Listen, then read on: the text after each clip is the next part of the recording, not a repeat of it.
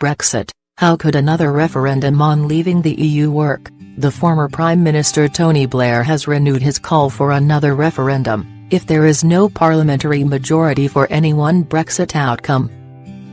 Parliament's gridlocked, Parliament can't decide and therefore we've got to go back to the British people to decide, the former Labour leader told Radio 4's Today programme.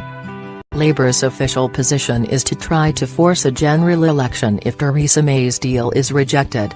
If that attempt fails, the party says that supporting another referendum could be an option.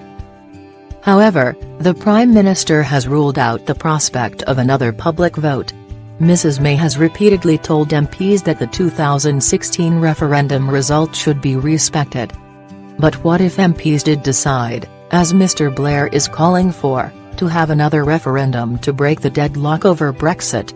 The Electoral Commission has told BBC News it has contingency plans in place and is ready to respond quickly to any unscheduled poll. The clock is ticking. The UK is due to leave the EU on March 29, 2019. With 15 weeks to go, time is the most pressing issue. If Parliament decided it wanted to hold another referendum, legislation setting out the rules of the poll and the regulation of the campaign would also need to be approved by MPs and peers. It took 7 months before Parliament signed off the previous legislation which led to the 2016 referendum. But could it be done more quickly this time? One possible option is to use the 2015 Act as a template and, in effect, copy over large chunks to speed the process up. This could be done very quickly in theory, says Alan Rendwick, Deputy Director of the Constitution Unit at University College London. If it were shortened in this way, Mr Rendwick estimates it would still take about 11 weeks to get through Parliament. Based on that timetable, it would take until late February for the bill to be passed, and that's if the process started now, and it would be made much more time-consuming if MPs wanted multiple options on the ballot paper, as opposed to the leave or remain choice in 2016, adds Mr Rendwick. The question: in the end it would be up to Parliament to ultimately decide what the question might be from a range of possible options. The People's Vote campaign, which wants a referendum on the final Brexit deal, says a choice between Theresa May's deal and remaining in the EU is their preferred choice, but it doesn't rule out the possibility of voters having 3 options to choose from.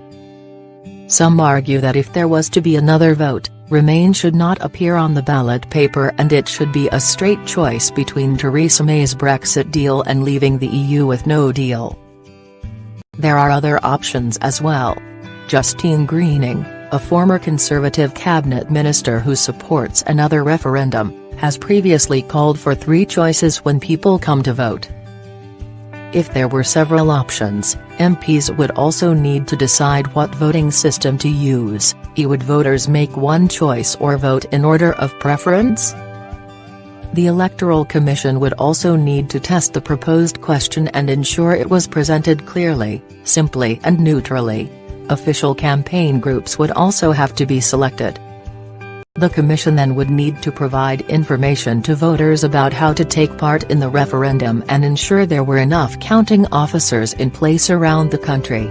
Once that's out of the way, there's the campaign, which usually lasts 4 weeks, and the vote itself. The Electoral Commission told BBC News all of this would take a minimum of 10 weeks, from passing the legislation to holding the vote, as set out in the Political Parties, Elections and Referendums Act 2000. That suggests it is highly unlikely that both the legislation and campaign process could be completed by March 29, 2019, the UK's scheduled leaving date. The 10-day referendum. But it's not unheard of for countries to hold referendums on much tighter timescales. 3 years ago, Greece organised a referendum in just over a week, in which voters rejected the terms of an international bailout following the country's debt crisis. However, Alan Rendwick says that if referendums are organised too hastily, it can give the impression that normal procedure is not being followed and that voters may see the eventual result as illegitimate. A referendum similar to Greece's timescale, for example, would not allow enough time to organise postal votes and assess the question on the ballot paper. Article 50 extension. The UK could ask the EU for an extension of the Article 50 period, which started the clock ticking on the UK's 2-year departure from the EU, to allow more time to organise a new referendum. But any attempt to extend it beyond March 29, 2019 would need to be unanimously agreed by all other 27 EU member states, according to Catherine Barnard, Professor of European Law at Cambridge University. The EU has signalled it may be willing to allow the UK to delay its departure, but only if political circumstances changed, like allowing for a general election or a new referendum, not just to give more time to renegotiate the existing deal. The UK Parliament would need to give its consent too. Furthermore, the European Court of Justice, ECJ, has ruled that the UK has the power to independently revoke Article 50 entirely. But that would mean cancelling the entire Brexit process, not just delaying it.